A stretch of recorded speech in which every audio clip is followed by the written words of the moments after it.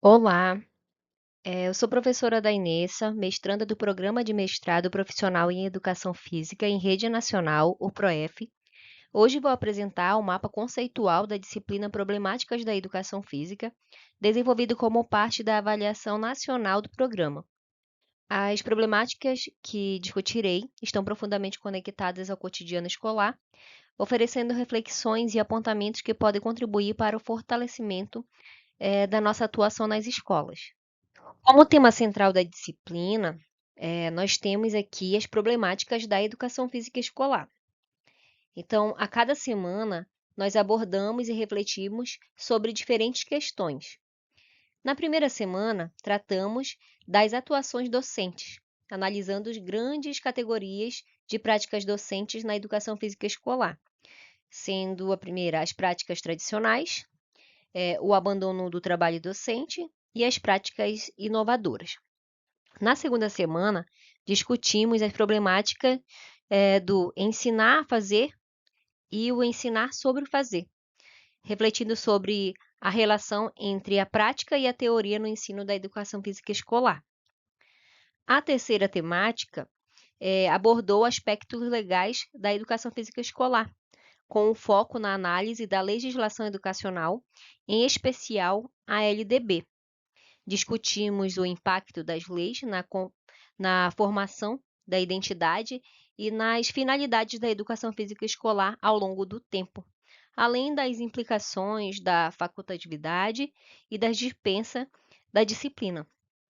Na quarta semana, o tema foi o afastamento e a indisciplina dos alunos nas aulas de educação física, qual nós discutimos como esses fatores impactaram o processo de ensino-aprendizagem.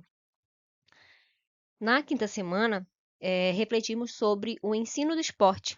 Então, debatemos questões relacionadas ao esporte na escola e o esporte da escola, trazendo importantes reflexões sobre essas práticas. E, por fim, na última semana, a problemática foi questões de gênero. Então, podemos refletir sobre as construções culturais e as alternativas didáticas para promover a inclusão e a igualdade de gênero nas aulas de educação física. Na primeira problemática abordada, Gonzalez apresenta os tipos de atuações docentes presentes na escola, que se dividem em 3 categorias, como vocês podem visualizar. A primeira é caracterizada pelas práticas tradicionais, que tem como foco principal o ensino do esporte sob uma perspectiva do rendimento e do desenvolvimento da aptidão física. A segunda categoria, ela se refere ao abandono do trabalho docente, também chamado de desinvestimento pedagógico, materializado em aulas do tipo rola-bola. Nessa forma de atuação, a principal característica é a ausência de intervenção do professor, deixando os alunos livres para realizar as atividades que desejarem, sem qualquer obrigação ou direcionamento. Já a terceira é a que Gonzalez chama de inovação, então representada por docentes comprometidos, com o ensino específicos, né, da disciplina, com os conteúdos específicos da disciplina, e em contraste, né, com a abordagem do abandono. Mas para melhor compreensão das atuações docentes, o autor ele propõe 4 dimensões de análise. A primeira é o processo de transformação da área, que se refere a mudanças ocorridas principalmente na década de 80, que tiveram um impacto, né, no discurso que legitima a educação física escolar, tanto no que se escreve, como também sobre o que se fala da nossa disciplina. A segunda, é a condição objetiva do trabalho, que refere-se a recursos oferecidos no sistema escolar, como infraestrutura e material didático, por exemplo, que são fundamentais para o desenvolvimento das atividades dos professores. A terceira dimensão é a cultura escolar, Então, a terceira dimensão ela abrange três categorias que merecem atenção especial. A primeira, ela diz respeito à invisibilidade do professor de educação física. A segunda é sobre o caráter funcional do trabalho docente nas aulas de educação física. E o terceiro é a hierarquia dos saberes escolares. Como quarta dimensão, o autor coloca as disposições sociais dos professores. Então, essa última dimensão, ela trata das características dos professores, incluindo sua formação, identidade profissional, a experiências pessoais, que influenciam em suas práticas pedagógicas. Então, as categorias apresentadas são relevantes, pois elas abrem, né, um espaço para que possamos entender e discutir os fatores que configuram a diversidade de atuações dos professores de educação física. Então, isso inclui tanto experiências bem-sucedidas, marcadas por práticas pedagógicas inovadoras, quanto aquelas caracterizadas pelo abandono docente. Então, ao analisarmos as diferentes configurações dessas dimensões, como indicado pelo autor, não devemos adotar uma postura moralista ou acusatória, né? O mais importante é assumir a responsabilidade não apenas de discutir o fenômeno, mas também de intervir sobre ele e propor aos nossos alunos experiências e conhecimentos significativos. A segunda problemática aborda a relação entre teoria e prática na educação física e como a disciplina tem evoluído ao longo da história. Tradicionalmente, a educação física priorizou os conteúdos em uma perspectiva quase exclusivamente procedimental, ou seja, focando no saber fazer e não no saber sobre a cultura corporal. Em muitas situações, esse saber fazer, ele se limita a conteúdo esportivo, como muitos professores ainda restringindo suas aulas a esportes tradicionais, como o basquete, o vôlei, o futebol, o handebol. E, além disso, os alunos geralmente demonstram resistência a propostas que envolvam uma discussão mais aprofundada sobre os aspectos conceituais e atitudinais da disciplina. Isso se deve, em parte, à forte tradição escolar que associa a educação física à diversão, né? Baseada exclusivamente na prática, sem refletir sobre seus significados e sentidos. O movimento renovador da educação física, ele trouxe importante mudança para a área. Um dos marcos foi a disciplina, né, ser elevada a uma condição de componente curricular obrigatório. Então, o que rompeu com aquela ideia de atividade extracurricular. Como disciplina escolar, a educação física ela passou a ser responsável por um conhecimento específico, incluindo conceito, né, de um saber sobre o movimento corporal, que deve ser transmitido e discutido nas aulas. Nesse contexto, cabe à educação física promover experiências significativas de movimento, oferecendo ao aluno a oportunidade de compreender criticamente os aspectos conceituais que envolvem esses conteúdos, abrangendo as dimensões procedimentais e atitudinais. A proposta não é transformar as aulas em um discurso teórico sobre a cultura corporal, mas sim integrar as reflexões teóricas à ação pedagógica. Como destaca Darido, é fundamental que exista um curso de formação continuada de qualidade, né, para que os professores possam entender melhor como articular o ensino da prática com o conhecimento teórico. Então, essa formação ela é essencial para que os docentes consigam transmitir de forma eficaz tanto o fazer quanto o saber sobre o fazer, promovendo uma educação física mais reflexiva e integral. Agora,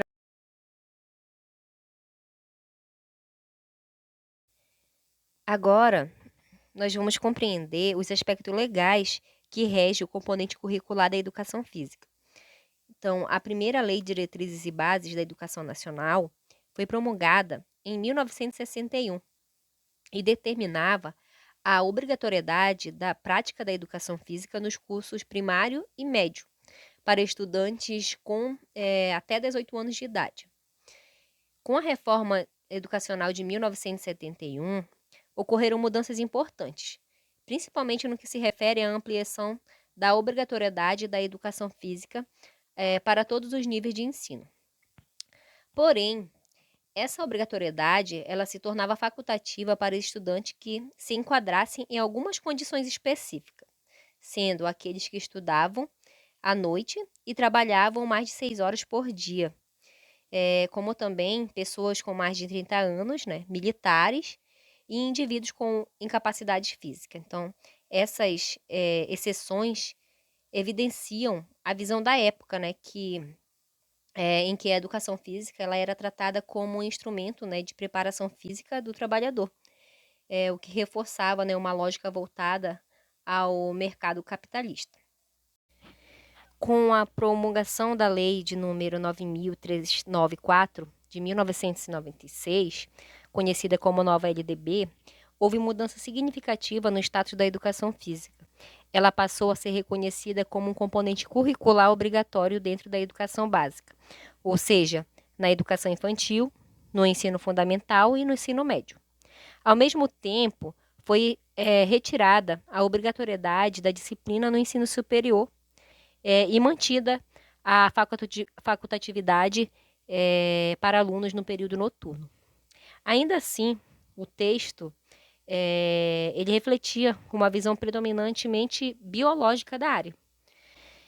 Posteriormente, a lei de número 10.793 de 2003, que continua em vigor, atualizou a questão da facultatividade. Então, ela passou a considerar como facultativa a participação nas aulas de educação física, mas não mais com base no turno de estudo, e sim em função de certas condições específicas, como ser trabalhador, militar, ter mais de 30 anos ou ser mulher com prole. Também pode ser considerados estudantes com doenças infecto-contagiosas.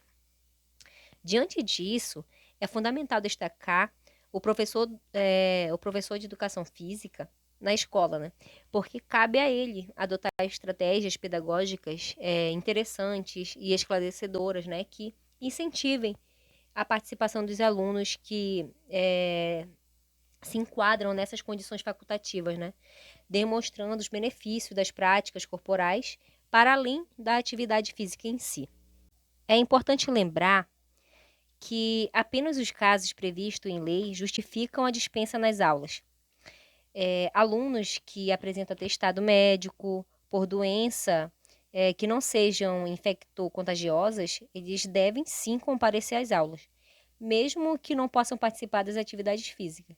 Então, isso porque a educação física ela é um componente curricular como qualquer outro e não se resume somente a exercício físico. Já no caso de doenças infecto-contagiosas, a quarta problemática discutida diz respeito ao afastamento e à indisciplina nas aulas de educação física. Os autores eles destacam que é cada vez mais comum vermos alunos se distanciando das aulas de educação física e das práticas corporais de forma geral, especialmente conforme eles avançam nos anos escolares. As razões para esse afastamento são diversas. Um dos fatores está relacionado aos aspectos legais, principalmente a questão da facultatividade da disciplina, que muitas vezes é mal compreendida e resultando em dispensas injustificadas. Outro ponto importante é a oferta das aulas no contraturno, o que dificulta a participação, especialmente dos alunos que têm outras responsabilidades, somando-se à repetição dos conteúdos ao longo da educação básica e a pouca variedade das práticas propostas. Então, em muitos casos, as aulas acabam se limitando quase exclusivamente a esporte, e o que não contempla o interesse de todos os alunos e, como consequência, acaba afastando aqueles que não se identificam com esse conteúdo. Além disso, um fator que contribui significativamente para o afastamento é o insucesso vivenciado por muitos estudantes, quando o aluno ele se sente desconfortável com o próprio desempenho, ele tende a evitar situações em que suas dificuldades possam ser expostas, gerando vergonha ou constrangimento. Nesses casos, a não participação se torna uma forma de autoproteção. Outro aspecto preocupante é a exclusão de gênero. Muitas meninas elas acabam sendo afastadas das práticas corporais por conta de estereótipos culturais e preconceitos que são, infelizmente, ainda muito presentes nas escolas. Então, isso gera desmotivação, sensação de não pertencimento. Também ocorre exclusão por nível de habilidade, quando os alunos menos habilidosos são deixados de lado nas atividades. Além disso, a grande pergunta que precisamos nos fazer é como podemos minimizar esses afastamentos? Então, é fundamental adaptar, diversificar as atividades para contemplar todos os alunos. Então, valorizando as diferentes habilidades e os interesses dos nossos alunos. Então, nós precisamos estar atentos, especialmente às questões de gênero e às desigualdades que manifestam na aula. Então, essa atenção, ela é uma forma de ensinar nossos alunos a conviverem com respeito, com equidade e empatia. Também é necessário diversificar as vivências propostas, indo além dos esportes tradicionais. A ideia ela é promover um ensino inclusivo, onde todos os alunos se sintam acolhidos, valorizados e apoiados. Então, nós precisamos incentivar a experimentar novas práticas, a superar limites e vivenciar sucesso. Outro problema bastante preocupante que atinge não só a educação física, mas várias disciplinas, é a indisciplina na sala de aula, que se manifesta através do desrespeito, provocações, de agressões, né? Por outro lado, também, os alunos, frequentemente eles apontam que as aulas são desinteressantes, que também contribui para esse comportamento. Outro fator também que aparece com frequência é o bullying, tornando o ambiente mais hostil. Então, existe a tendência de responsabilizar apenas a família, né, por esse tipo de comportamento, enquanto ao mesmo tempo muitas famílias elas esperam que a escola seja responsável por impor limites e ensinar valores. O que fica claro aqui é que não se trata de culpar um lado ou outro, mas reconhecer a importância, né, de um esforço conjunto entre escola, professores e famílias, né, famílias e alunos. Diante disso, os autores eles sugerem propostas para lidar com essa realidade. Então é preciso promover um ambiente mais colaborativo nas aulas, no qual os alunos eles possam se ajudar mutuamente, a aprender, a conviver, desenvolver atitudes positivas e construir relações mais humanas. Entre essas propostas sugeridas, os autores indicam o modelo de Sport Education, que simula um ambiente esportivo completo, com diferentes papéis e responsabilidades. Também indicam a aprendizagem cooperativa, nesse modelo de responsabilidade pessoal e social. E também o futebol de rua, que valoriza a cultura local e o respeito mútuo. Então, essas estratégias nos ajudam a transformar a aula de educação física. Na quinta problemática, o nosso foco é o ensino do esporte. Aqui, nós começamos com uma provocação importante. Será que o esporte que temos praticado nas aulas de educação física está de fato alinhado com os objetivos pedagógicos da nossa disciplina? Então, muitas vezes, o que vemos é um modelo de ensino de esporte voltado para o rendimento, baseado na padronização de gestos, gestos técnicos, na seleção dos mais habilidosos e na lógica da competição. Nesse cenário, o professor deixa de exercer seu papel pedagógico, uma função muito mais parecida como se fosse um treinador, no caso. Os alunos, por sua vez, eles são colocados no lugar de atletas. E, como consequência, apenas um pequeno grupo vivencia o sucesso, enquanto a maioria acaba enfrentando o fracasso. Então, isso representa um sério equívoco pedagógico, pois vai na contramão da proposta inclusiva da educação física escolar. Segundo o autor Barroso, O esporte ele precisa ser comprometido com a cultura corporal e para que eles realmente contribuam para o desenvolvimento dos estudantes, é necessário tratá-los de forma didática e pedagógica. Então, isso significa inserir o esporte nas aulas de educação física a partir de reflexões, contextualizações, questionamentos e discussões, e não apenas como uma prática técnica ou de competição. O ensino do esporte ele deve estar orientado pelo princípio da equidade. Então, ou seja, todos os alunos eles devem ter a chance de participar, independente das suas habilidades. Então, não deve haver nem seleção. Cada um, com suas particularidades, deve ser acolhido nas atividades. Então, para isso, é fundamental oferecer modalidades diversificadas. Então, ao longo de toda a nossa educação básica, para que os alunos eles conheçam, experimentem e se desenvolvam a partir de diferentes vivências. Também é essencial que as aulas elas sejam tematizadas. Então, isso quer dizer que elas devem ir além da prática. Deve estimular a compreensão dos esportes enquanto manifestações culturais e sociais, possibilitando o desenvolvimento de saberes corporais, conceituais e atitudinais. Então, dentro dessa perspectiva, a pedagogia do esporte ela nos orienta a não dar apenas aos gestos técnicos, né, mas sim a compreensão da modalidade como um todo.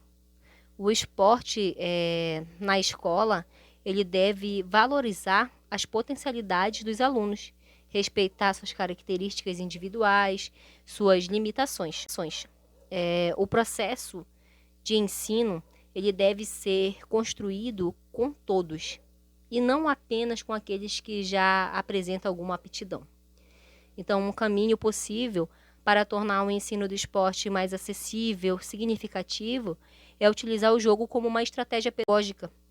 O jogo, por sua vez, ele tem uma natureza mais lúdica e adaptável, então ele permite uma entrada mais simples e inclusiva nas modalidades esportivas. Então, uma parte dele, nós podemos criar experiências que tenham sentido para os alunos, né? Respeitando suas realidades e fortalecendo o vínculo deles com o conteúdo. Em resumo, o esporte na escola ele deve ser resgatado como um instrumento de aprendizagem, de inclusão, e não como um filtro para os bons dos maus jogadores. Então, o nosso papel ele é garantir que todos aprendam, participem e se sintam parte do processo. Por fim, a sexta problemática. Então, vamos conversar sobre questões de gênero nas aulas de educação física. Quando pensamos nos corpos dos alunos, é importante lembrar que eles não são apenas diferentes fisicamente. Também precisamos considerar que existem diferenças de gênero, de sexualidade, de orientação do desejo. E tudo isso interfere diretamente em como os estudantes vivenciam a escola, em especial as aulas de educação física. Então, para deixar mais claro, quando falamos de gênero, estamos falando da forma como as pessoas se identificam, se expressam socialmente como homem, mulheres ou outras identidades. Já o sexo, ele diz respeito às características biológicas, anatômicas, que diferenciam homens e as mulheres. E a orientação sexual, ela está relacionada ao desejo, a forma como cada pessoa se sente atraída, se relaciona ou se vincula afetivamente com as outras. Então, independente do sexo, seja independente do sexo ou do gênero. Um dos grandes desafios enfrentados pelos professores de educação física é como lidar com essas diferenças dentro das turmas mistas. Então, em muitos casos, a saída adotada é a separação de meninos e meninas, né? Ou até mesmo a aplicação de atividades diferentes. Então, atividade diferente, no caso, para cada grupo. Essas práticas, embora comuns, muitas vezes refletem uma dificuldade maior, a de construir um ensino realmente coeducativo, que acolha, que respeite todos, né? Que respeite todos igualmente. Por isso, é fundamental que nós, como professores, como educadores, busquemos conhecer mais sobre diferentes formas de identidade de gênero e orientação sexual. Então, esse conhecimento ele é essencial para que possamos criar espaços mais seguros, respeitosos, inclusivos nas nossas aulas. Então, onde cada aluno, cada aluna se sinta acolhido, representado e, acima de tudo, respeitado em sua dignidade. Então, as diferenças físicas, elas não podem justificar as exclusões, né?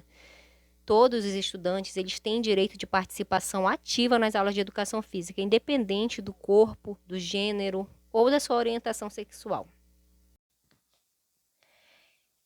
O estudo, ele nos aponta caminhos importantes para enfrentar essas desigualdades. Então, ele destaca que é necessário orientar as atividades a partir de 2 eixos principais. O primeiro é o eixo da sensibilização, que tem como objetivo promover reflexões, questionar estereótipos e ajudar alunos e professores a perceberem e respeitarem as diferenças.